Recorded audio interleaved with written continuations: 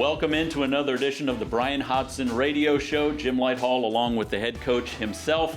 And we get a chance to dive into what's been happening in South Florida Bulls basketball over the last few days or so. Coach, feels like we just did a show. We were live at the Yuengling Draft House and Kitchen on Thursday night, which turned out to be really, really fun. Ton of people there. Appreciate everything you did, and the players were there. I thought it was a real success. Yeah, I thought so too. It's funny, we went to that location. We got invited to kind of a VIP day by one of the salespeople for Yuengling that I had built a relationship with, and after being there, I told the staff and some of our people here, I said, I really want to do the radio show there. It's a great location close to campus that I think we can get some people to come out to. I think the guys will enjoy it. And the vision came together, which was great. Looking forward to doing another one there. We've had good success, obviously, with the crowd that turned out. And spoiler, but we're kicking the tires on maybe having a section there of the show live where people can jot down some questions, which you need to hear from the fans. You need to hear what they want to know. Yeah, I made that suggestion after the last one. I just feel like we do those radio shows so there can be interaction with our fan base. I want them to ask questions. If they were not playing well, I want them to go ahead and ask us about it. We'll talk about it, and just to be able to interact with the people that spend their time and hard-earned money to come out and support us. You played on Sunday. You don't play again until Thursday, which this time of year is like a really long break for you and an opportunity for some practice time finally. Yeah. Had a great practice today. Thought we really got after it, and you got to be, walk a fine line of, really getting after it on the floor, but also making sure that we show up to that game on Thursday fresh. So thought our guys did a good job of that today. Let's talk about the game on Sunday. It was a loss, 86-85 in overtime against Wichita State. I said to you in the post-game show, I just thought it was two good teams, and probably neither team deserved to lose that day. Yeah, I disagree. We deserve to lose. Okay. We did some things down the stretch that just can't happen if you want to win a basketball game at this level. It just can't happen. And we've got to be better. And ultimately that falls on me. And I've got to do a better job teaching that to these young men and putting them in a position to win.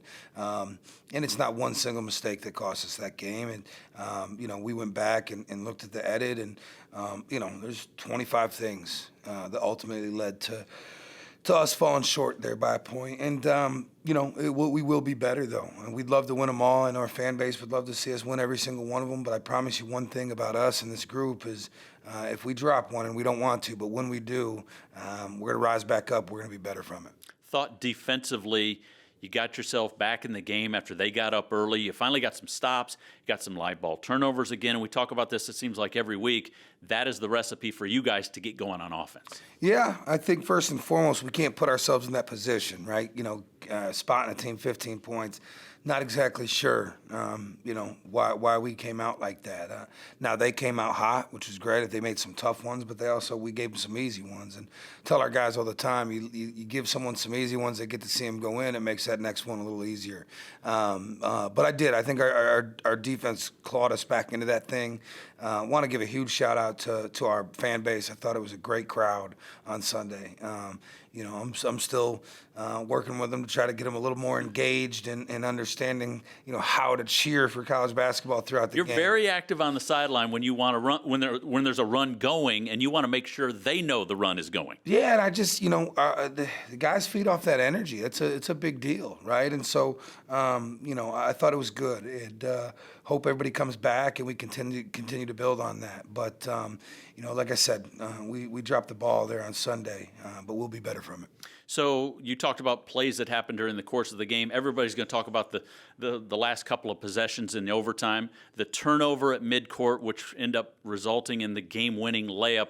What happened there? You get the stop. Again, everything's on the defense. You get the stop you needed with a 1-point lead, and then the turnover leads to the run out. Yeah, just, tough play. Ideally, Wes just dribbles the ball out, and they have to foul him. And in that instance, he stopped to look to get the ball to CJ, and we didn't need to in that time. And that's not really a situation where you want to call a timeout as a coach because everything's in our favor there. You got to worry about getting the ball in. Yeah, no shot clock. They got to foul, and if you call a timeout, like you said, now you're allowing them to talk defense, trap you, deny you. You have to get the ball in bounds. And if you don't, they get the ball back. Now you're out of timeouts. Really, we just got to dribble the ball out and get fouled there and go and make 2 free throws. And Wes is one of the better free throw shooters on the team. And Wes made a mistake, but I'll tell you what, he's for every mistake he's made 100 good plays. Yeah. And I think he's hurting from it, but he's learned from it, and we'll move on and be better. You still had a chance to win the game at the very end, 13 seconds to go. You get the ball inbounded to Isaiah Nelson, and it looked like things weren't really working, and then he lowers his shoulder into Will Berg. He was kind of behind the backboard at the time, tried to make a play, but when the guy's 7'2", it's tough to get that little wraparound layup, and then you got a tip from Joshua Majaffa. It's not like, there wasn't an opportunity there. Yeah, at the end of the day, though, we have to execute. That wasn't what we drew up. Okay. And we didn't draw a play up to attack a 7-2 center under the rim, and so we got to do a better job executing. We got to follow what's talked about in that timeout. We didn't use a screen that should have been used, and then ended up with that play, which is not ideal. And so just again another learning opportunity, if you will. We drew it up for a reason, and next time we're in that situation, we need to execute appropriately. We've talked at times about getting Wes Enis and Joe Pinion going at the same time, and they did a little bit of that on Sunday. They had 9 3-pointers combined. Yeah, I think we got 2 of the best shooters in the conference, and we were playing against another one. But when those two get it going, obviously we can be tough offensively. But we've got to put it all together. We had those 2 going from 3, and then we've got guys not finishing at the rim and missing point blank layups, and that's something that's got to get fixed that we've spent some time on.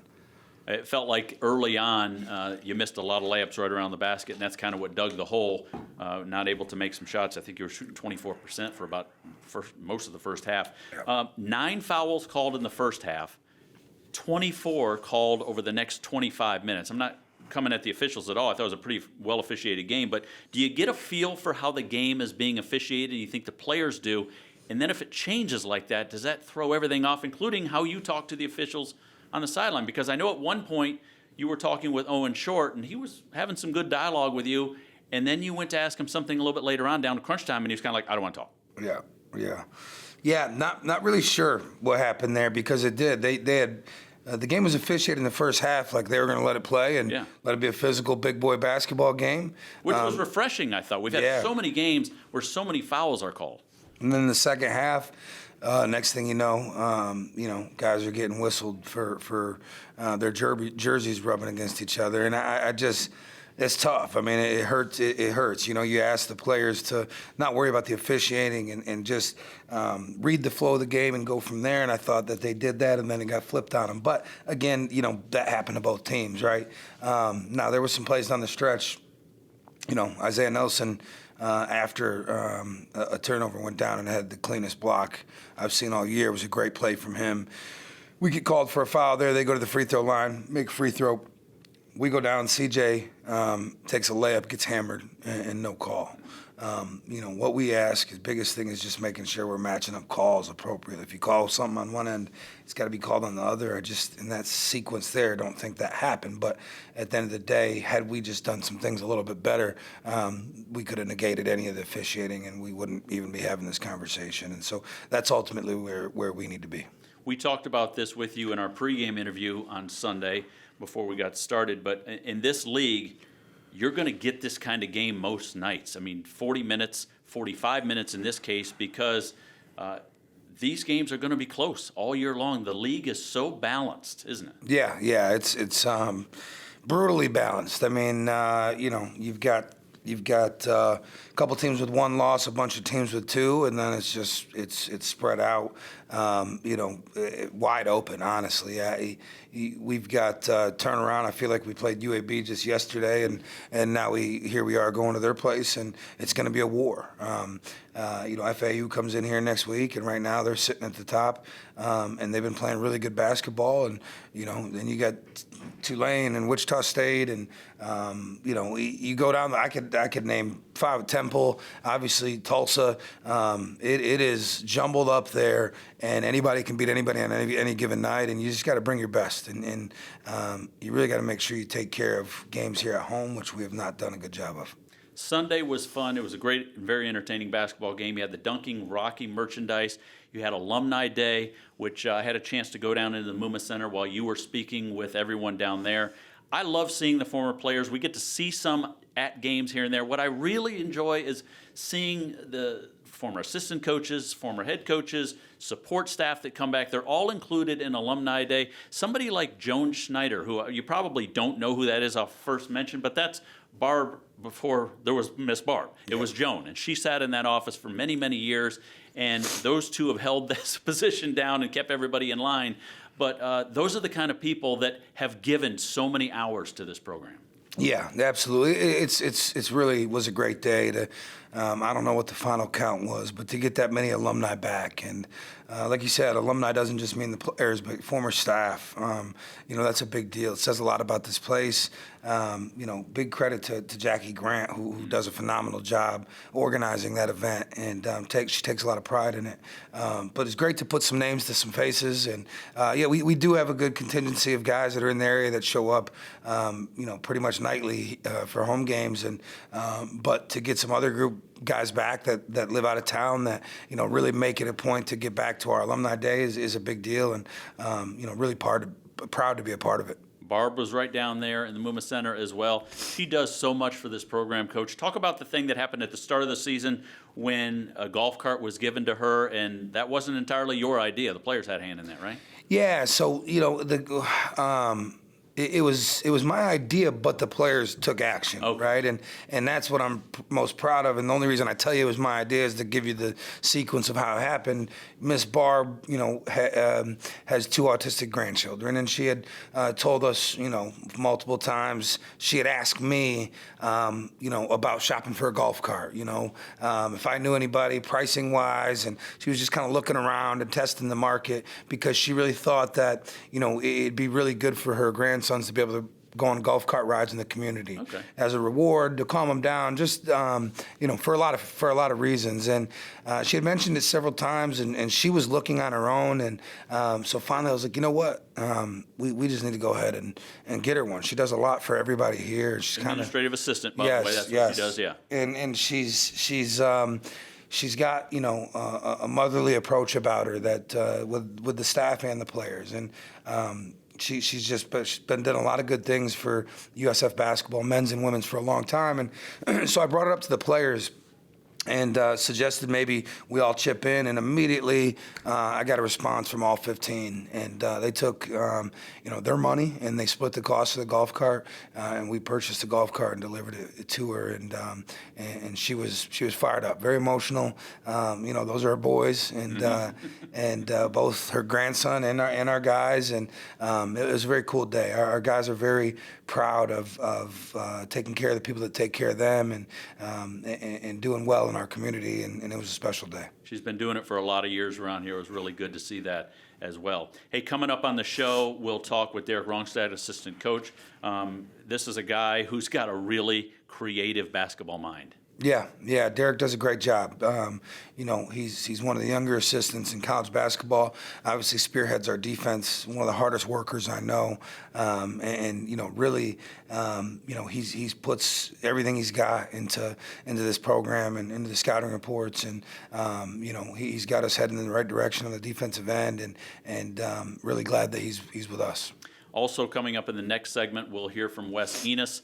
Just an outstanding young man, and he's a tremendous shooter, Coach. When this guy gets on a roll, I don't know if there's anybody better. Yeah, no, I mean, I give to him or Joe, really. I mean, those two, I couldn't tell you which one, because I've seen Joe have some of those games as well. And so, that's what we want. We want two guys or more out there that can do what they do. And but really proud of Wes. It's a big jump from Division II to play in the American Conference. And he's hitting his stride at the right time, and which we kind of felt like he would.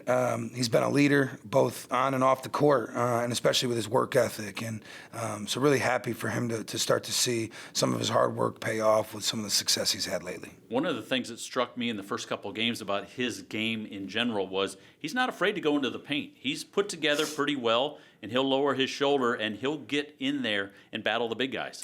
Yeah, he does a good job. He doesn't lack physicality at all. We need him to start finishing a little bit more in the paint. But no, he's not afraid of anything on that basketball floor, and it's what makes him good. So the next time we do a show is January 29th. Over the stretch between now and then, you will have played UAB on Thursday night. That's at 7 o'clock.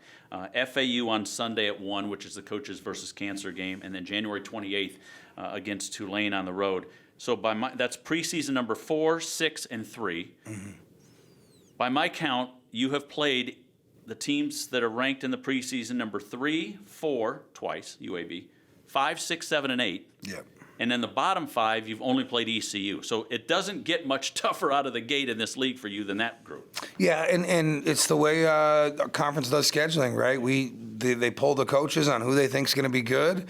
We do a preseason ranking 1 through 13, and then they compile that data and they build the schedule from there to try to put the top against the top as much as possible, with the hope and intention that we could potentially get a second team in the tournament from a net ranking standpoint, as well as tournament seeding. And we were picked at the top of our league, second or third in that group. And so ultimately it led to us having the toughest schedule in the league. And I'll stand by that because the team that was picked ahead of us, they don't have Tulsa twice, for example. And so, but that's what we want. We're not running from anything here. We want to be challenged and put ourselves in that conversation as well. So we just gotta start stringing them together. Coach, got a lot more coming up on the show. We'll get to all that. Best of luck on Thursday night against UAB, and then FAU, and then Tulane, and then we'll do another show, all right? Absolutely. Thank you very much. All right, thanks, Coach. More on the Bryan Hodgson Radio Show after this. Welcome back to the Bryan Hodgson Radio Show. Jim Lighthall with you, of course. We've already heard from the head coach himself. Hey, nice to see Wes Enis joining us now. And listen, I know we're inside the three-point line at this point, so that's a little out of your territory. But I do appreciate you giving us a few minutes today. Thank you. Thank you for having me. Wesley D. Enis. I'd love to say that the D stands for something really cool or long or a family name, but it doesn't really stand for anything. Is that right? Yeah, it's not really much of anything. Just kind of like a family thing that all the dudes have on the family side. So, yeah. That's a great answer to a trivia question, though. You could have all your teammates try and guess what the D stands for, and they'll never get it because no one ever does. No one ever does. No. Hey, again, thanks for doing this. I know you guys have had a crazy schedule here. It's trying to slow down a little bit. I think for 2 weeks in a row, you played 3 games over 7 days. The grind can be a lot, isn't it? So when you get a day off, it's kind of nice. Yeah, for sure. It's definitely a grind, but it's basketball at the end of the day. It's something I love to do. So it's better than going out there and having to go work a 9 to 5 or something like that. So. I know that you are in the gym a lot, to the point, we'll talk about this, to the point where the staff has to run you out of the gym at times because you love ball, don't you? Yeah, no, 100%. I've had issues of that with my last place, too. I've gotten kicked out of the gym a couple times. So that's a good problem to have when you love it that much. Let's go back and talk about you and your upbringing and everything a little bit. Conover, Ohio is a little tiny suburb up there in Ohio. Listen, I'm from up north in the Midwest myself. I know that I would not want to be up there right now, and I know you have relatives up there that are up there in the snow and the ice, and it's probably nice to be in Tampa this time of year. Yeah, actually, my mom, whenever she comes down, she's like, "Oh, you gotten used to the cold, huh?" I'm like, "Yeah, it's 50 degrees and it's cold." And she's like, "Oh, it's -2 back home." I'm like, I'm glad I'm not back home. So it's been awesome. Tampa's been great. But you grew up in that, yeah, and I grew up in that, and you don't know any different. The 4 seasons, winter's part of it. You put on all the gear. You go out for snowball fights, makes snowmen and sled and all that. You just don't know any different. Nope. I remember waking up in school closing for snow. That was the best thing. Going outside playing with my brother and my sister in the snow, like you've been saying. My parents had a rule that if it was below 0, I lived about 1.5 miles from school. Yeah. If it was below 0, then they would give us a ride. But if it was above 0, we had to walk. And, if it was 1, hit the road. I don't know. It's one of those uphill in the snow both ways type things, but that's just the way it is sometimes when you live up there, right? No, for sure. I remember days it was like -20, and we didn't have school for like 3 straight days, and it's just crazy up there. You never know what you're going to get, especially in Ohio. It could be really hot, really cold, just like that. Those snow days, making those up are brutal, though. They're terrible. Never like those. Hey, how has the transition to Florida been for you? Obviously playing ball here at USF, but also just living.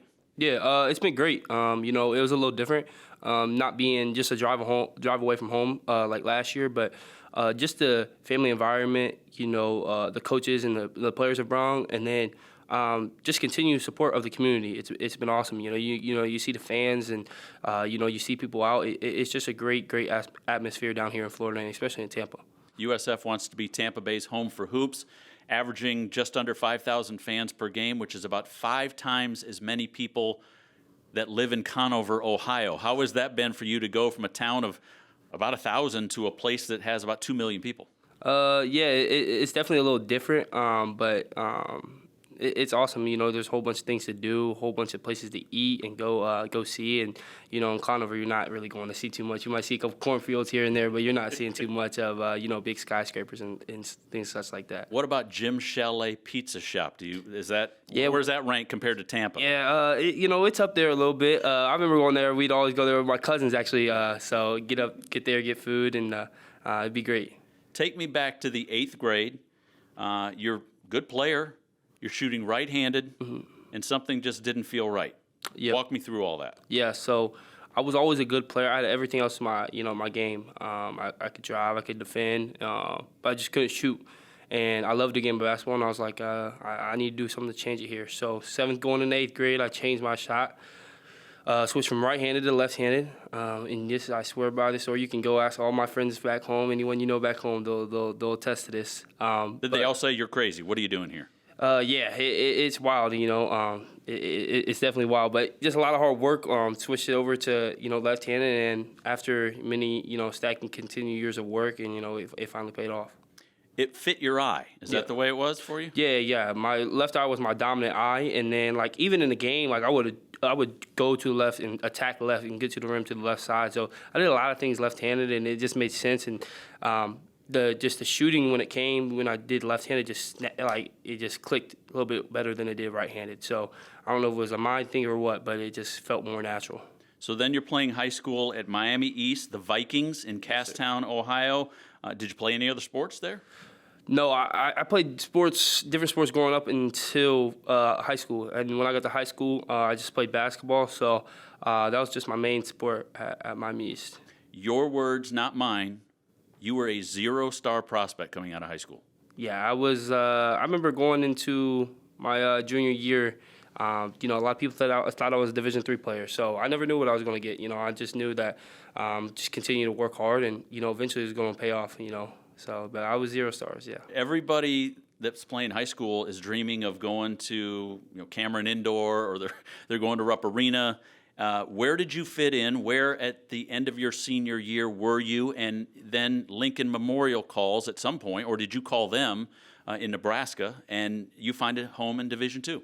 Yeah. So what's funny is I actually didn't play my senior year. I left high school early to go play in college. So once I finished my junior year, I was a little bit more known in the state.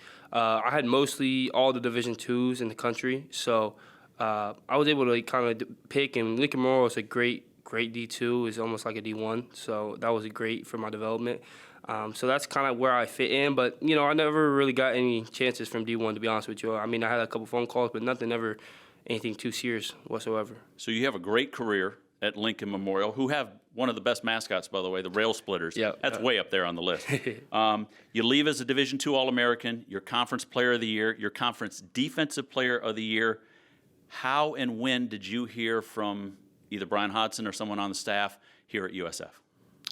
I think when I got in the portal, I think my agent hit me up pretty quick and was like, Coach Hodgson was call.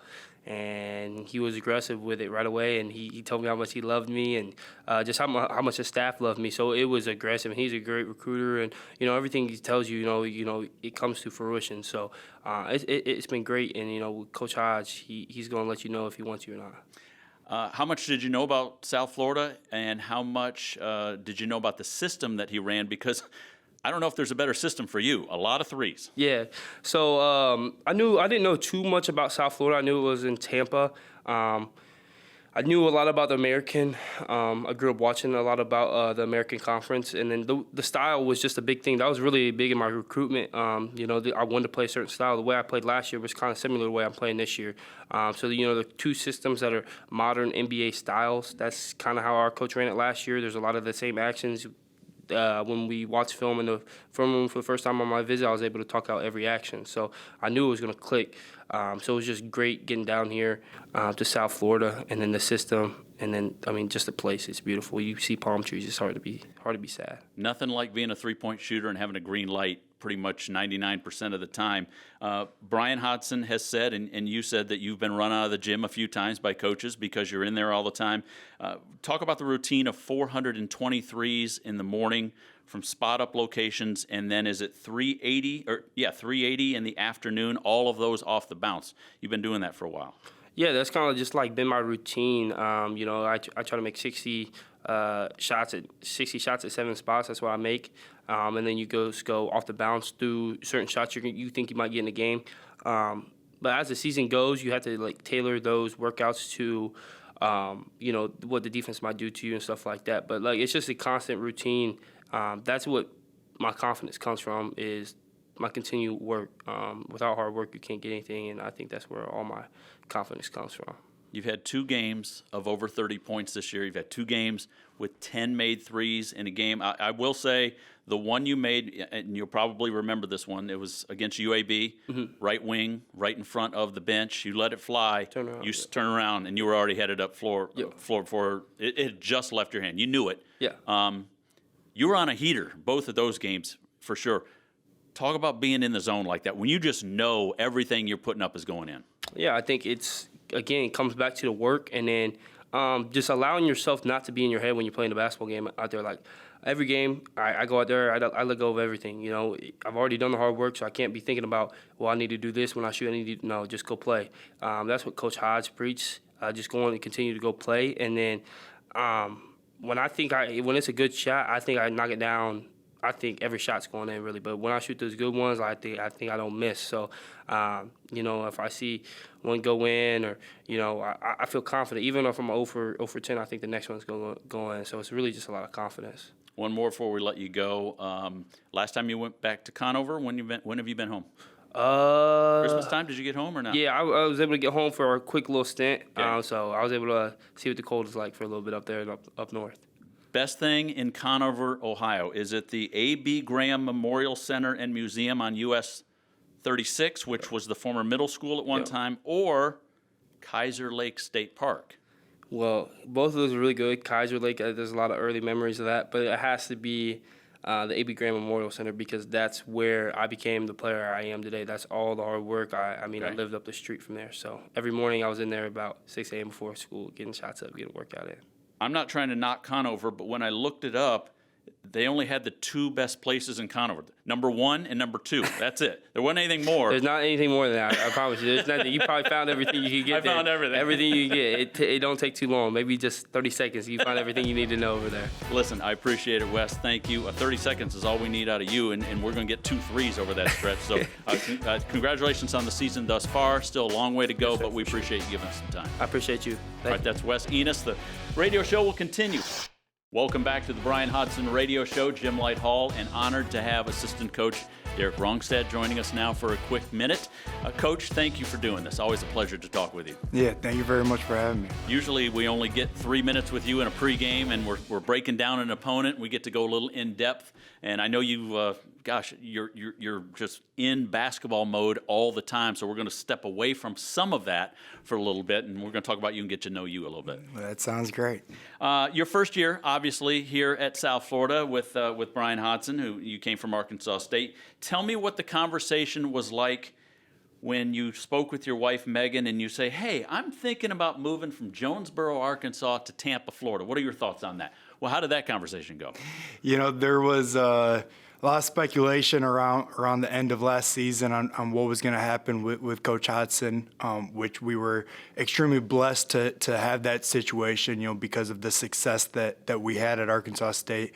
And so, starting to talk through the process with her, and we've been through it a couple times now.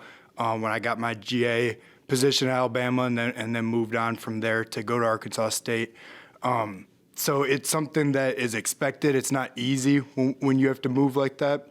It's a lot harder on her and the coach's family, I think, than it is on the coach, because we just hit the ground running. But one thing that certainly helped when Tampa was thrown into the mix compared to some other college towns that were maybe some possibilities, that definitely helped ease the sell a little bit. Once they get their toes in the sand, it's usually a hard sell at that point. Yeah, no. Once she got down here, once she was able to see the city and everything, she definitely was excited to be a Floridian. You mentioned your time as a GA. You were working under Nate Oates at Alabama. You have done pretty much every job on a coaching staff, and I'm always curious whether or not that's a good thing or a bad thing. And probably at the time you're like, why am I doing this and why am I doing that?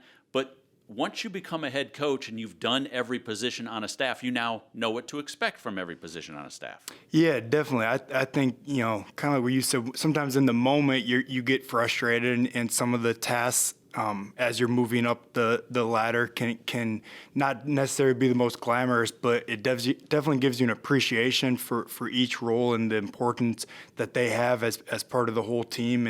And I would talk to my parents when I was a GA, and they would ask me like, how big of an impact you feel you have on the team. And I truly feel like even when I was a GA, like I was able to help have a positive impact on the team, and just trying to find a niche within each one of those roles, I think has helped me, kind of build my resume, and now has allowed me to have some success here as an assistant coach. Is that part of the deal in the world of coaching? You have a lot of different hats, and you're more than likely going to move around a lot. That's just the way it is. Yeah, I think so. I think that's kind of what you expect when you get into the coaching world, that to get to your, I think you could go down a path where you just find one thing and you stick with it. And there's nothing wrong with that. But I think if you want to grow and one day become a head coach, which I'd love to do down the road, I think you have to navigate a lot of different roles and learn how to kind of prosper in each role. We talked to Wes Enis in the last segment. He's a Midwest guy. He's from Ohio. You're a Midwest guy. You're from Wisconsin. Tell me about the night you had 33 against Madison East High School. What do you remember about that night? So that was actually on my birthday, January 31st. So coming up here in a couple weeks, Madison East, they played really fast pace. I really enjoyed playing against them. Both teams would press a lot. And the one memory that really sticks out from that game is late in the game, they intentionally fouled me. I went to free throw line, and our student section singing happy birthday to me while I was shooting free throws. So that was a fun night for sure. And you were all defensive team. You were all conference defensive guy, named on the first team to that a lot of times. And then you bust out for a 33-point win. I mean, now all of a sudden you're at the top of the dry erase board for every opponent at that point. Yeah, I think, I think I hit some shots that night, and try to tell our guys, to pride yourself on the defensive end, and then when you just kind of lose yourself in the game, you can have some big offensive performances as well. What people don't know is that you were all conference in football too. What position were you? Yeah, so I was first team all conference as a kicker. Okay. But then I was second team all conference as a wide receiver. That's a position I like to tell people about a little bit more. You don't mention the kicker thing first? No, usually that's a secondary. I also kicked. But no, I played wide receiver. I loved playing football. Played all the way through my senior year of high school. Really enjoyed that. You miss it? Yeah, that's I tell people, with basketball and really with most sports, when you're done playing competitively, whenever that might be, middle school, high school, college, you can continue to play. Like, I can play basketball whenever I want to. I'll probably never play tackle football again. I haven't played since I was in high school, so I definitely missed that a little bit. My dad used to tell me the same thing. He would say, don't play tackle football when you get, after you've quit playing. And I came here to USF in my first semester, Derek. I'm playing tackle football and broke my collarbone. I landed right on me, broke my collarbone. That was a tough phone call to my dad when I'm like, you were right all along. I should have listened. Yeah, when he already warned you. That's a tough one. Hey, so you get your bachelor's degree in economics from Wisconsin Whitewater. Then you get a master's from Alabama in business administration. Then you get another master's in sport hospitality. How hard was it working at Alabama as a grad assistant where you're doing everything, Your time management must have been crazy to be in school as well doing all that. Yeah, the first year was a lot when I was trying to finish up that MBA that carried over from Whitewater and then starting the sports hospitality program. It wasn't necessarily fun at the time, but fortunately, my wife didn't move down with me that first year. We did long distance for a year, so I was able to just completely dive into the basketball in the school and didn't need to worry about anything outside of that, which I think has benefited me in the long term. So you've got all these degrees, all this paper, but was it always going to be coaching for you? So yeah, that was always kind of my plan. My parents wanted to make sure, I was trying other things out. I did some different summer internships through college, but my love since as long as I can remember has always been in sports and specifically in basketball. So I always knew I wanted to do something in basketball, whether it was going to try to be like a front office or coach, and I've just fallen in love with the coaching side of things. So definitely something that I've always kind of wanted to pursue. What is it about coaching that drew you ultimately to it? Was it turning these kids into grown men? Was it the winning, which can be intoxicating when it happens, or just being around the game? Yeah, I think now, and as I'm getting a little bit older and turning 30 in a couple weeks here, I think trying to become a better teacher to these young men and trying to kind of develop them has been something I've really enjoyed. But to start, it was just all about the competition, and that's what drew me to it. I love competing. There's just very few things that can give you that same adrenaline and the butterflies that you get from competition. And so to have that be the primary focus of my job is surrounded around, or is all around competing is something I really enjoy. We talk about the hours that you and the staff and everybody puts in this profession, but now you're a dad. Are there enough hours in the day for you? No, definitely not. It takes what it takes as a coach to make sure we're setting up our players to have success, and we don't want to cut any corners because, we can coach for a long time and have a lot of years and a lot of games. The college basketball, I know some people get extra years and stuff, but it's 4 or 5 years max that they get to play. So making sure that, during the season, everything, I'm really focused on setting them up for success. And the biggest thing is, I think, just when I go home, trying to make sure it's quality time. That I know the quantity is not going to be as much as any of us would like to have with our families, but making sure, I put the phone away, I kind of turn off the basketball side of my brain stuff, because when I get home, Meg and JJ, they don't necessarily care as much about the game plan, all that stuff. They just want me to be there and to have fun. And so it's been great for me to have an escape when I get home, coming off a big win, big loss, whatever the case may be, of just